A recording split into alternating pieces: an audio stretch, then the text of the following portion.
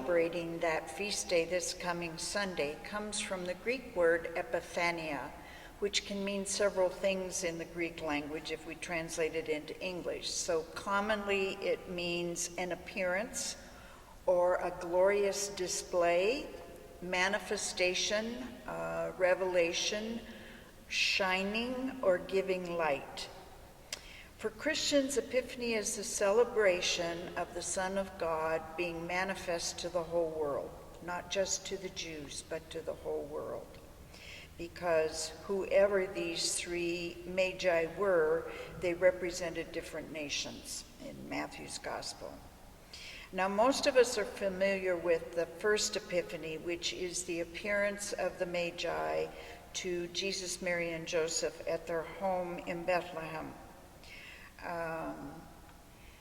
And Matthew does not say there were three of them, but it's come down to us through tradition that there were three of them, and some people translate them as kings, some as astrologers, some as magi.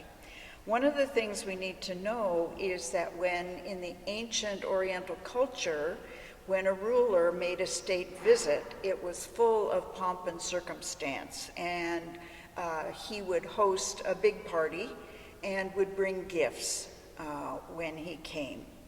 And his coming was known as a theophany or an epiphany, the coming of a god, the appearance of a god in the midst of his people.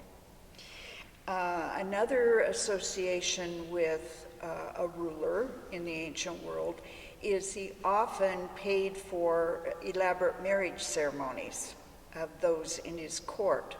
And so that association with the third Epiphany that we celebrate, Jesus changing water into wine at Cana at the request of his mother, is a hint of the ancient custom of rulers doing the same thing.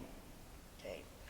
Now, the second Epiphany is that of Jesus being baptized at the River Jordan by his cousin John the Baptist, in which a voice from heaven sounds out, "This is my beloved Son, in whom I am well pleased."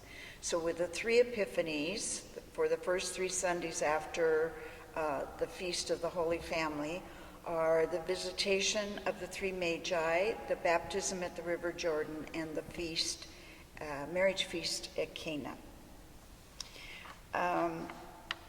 Now, also it's come down traditionally that these three Magi brought gifts: gold, frankincense, and myrrh. Gold representing kingship, frankincense representing priesthood, because whenever worship took place in the temple, they let out a lot of incense. Okay, and that's in keeping with Isaiah 63, which talks about the greeting of the Messiah will be accompanied by gold and frankincense.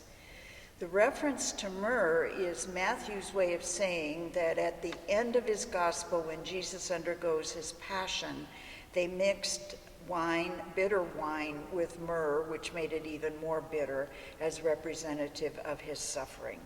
So that's the third gift. Now, one of the customs, ancient Christian customs, is the custom of blessing the house. And that probably comes from the idea of the Magi visiting Jesus' house in Bethlehem. And so ancient monasteries did this, as did Christian families. They would bless each room of the house and ask God to be present in each room for the coming year. Then they did what's called the chalking of the door. And so chalk is brought in, and over the entrance to the door, to the monastery or to the house, the initials BMC were placed with a cross in between, and then the year, and this year we will do 2020. Okay. Now the BMC could stand for the names of the three Magi that were given to them over time, Melchior, Balthasar, and Caspar, or it could stand for the initials of the Latin phrase Christus mansionem benedicat, May Christ bless this dwelling, this house.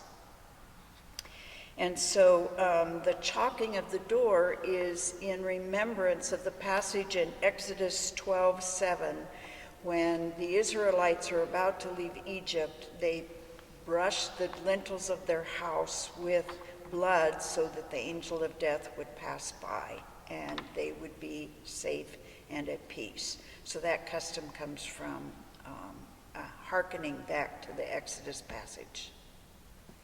And so in this house, this coming Sunday, after morning praise, we will gather here at the crib and we will sing "There is a Longing" in our hearts, and then we'll cross the threshold of the chapel and bless each of the rooms on each of the floors in the house. And then when we get to the entrance of the monastery, I will step outside and bless by extension the Welcome Center, the Spirit Center, our guest house, and our hospitality house, and all our grounds, so that those who come to our house share in the blessing that we who live in the house share in.